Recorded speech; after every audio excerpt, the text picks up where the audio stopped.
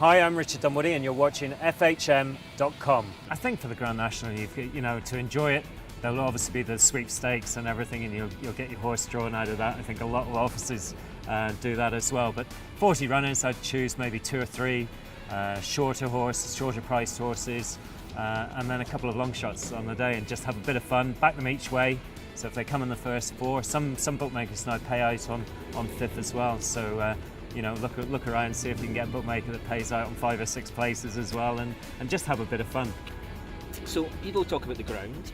Does that count a lot of horses out? It does, yeah. If it's extremes of ground, if it's very, very quick, or if it's very deep ground, certainly some horses won't take it, won't like it at all, and the same alternative is very fast. So see the ground and try and go through a bit of the form if you can. Buy a racing post maybe for a day and go through the form and see what you can make of it. And also, if you've got say you're putting your bet on late, so you're seeing the horses in the paddock or whatever are going down, is there good signs and bad signs you can look for? If you're actually at Liverpool at Aintree on the day, you'll see horses in the paddock, and some will look fitter, and that's really, it's just getting your eye in, looking at a lot of horses, and you'll see in the end that looks fit, or they're athletes. So you see a horse that moves, walks well, that's invariably a horse that will be a decent athletic horse, So you can tell from seeing a horse in the paddock and also watching them canter to the start. It can tell you a lot. And also, there's betting in running now, obviously, in various sites and things. And do you, in terms of that, can you tell early in a race, as a jockey, do you tell early in the race if is there bad signs to look for? You can see a horse that's travelling very well, and especially in the National, you can see last year's winner Monmouth was travelling very, very well from a long way out. So there would have been, even though he was 100 to 1, there would have been a lot of people piling on over those last 2 or 3 fences. And in terms of that, did you have a position you wanted to try and get to in the National, like in terms of where to? I did. I had for me riding in the National, I always had a sort of almost a formula set way I used to like to ride the race. I used to jump off very handy. I didn't like having very many horses around me going down to that first fence. 40 runners. You can get into a lot of trouble if you're behind horses. They fall in front of you. You've got loose horses as well.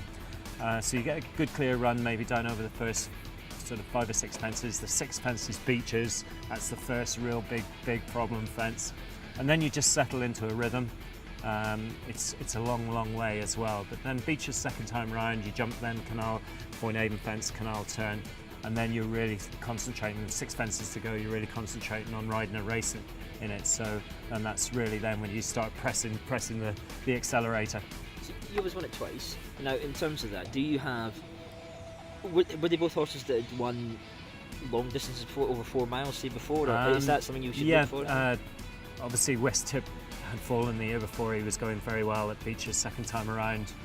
He probably would have won in 1985. So he was well fancied. I knew he'd stay very well. He was proven sort of over that trip. It was just down to me not to make a mistake on him and get him in the right place at the right time. Didn't want to be in front too long because he also was quite idle. With Mini Homer, we didn't know. He'd run a very good race in the Gold Cup, the race previous. He finished 6th. I hadn't ridden him, but Adrian Maguire had ridden him in that race. I'd been banned at the time.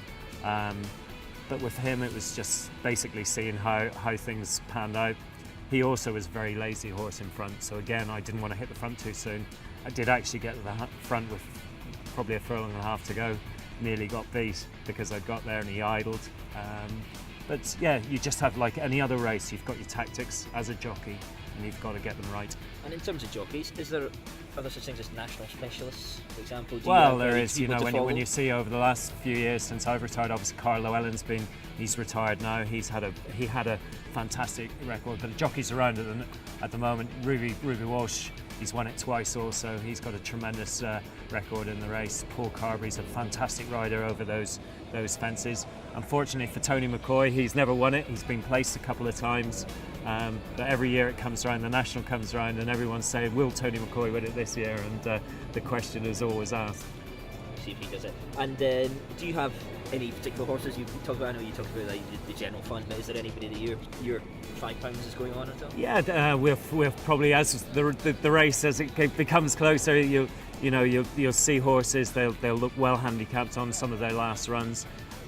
At the moment, sort of horses like Tricky Trickster stands out as well. Niche market, possibly a little bit too much weight at 11.4, but they'd be two to look at the moment.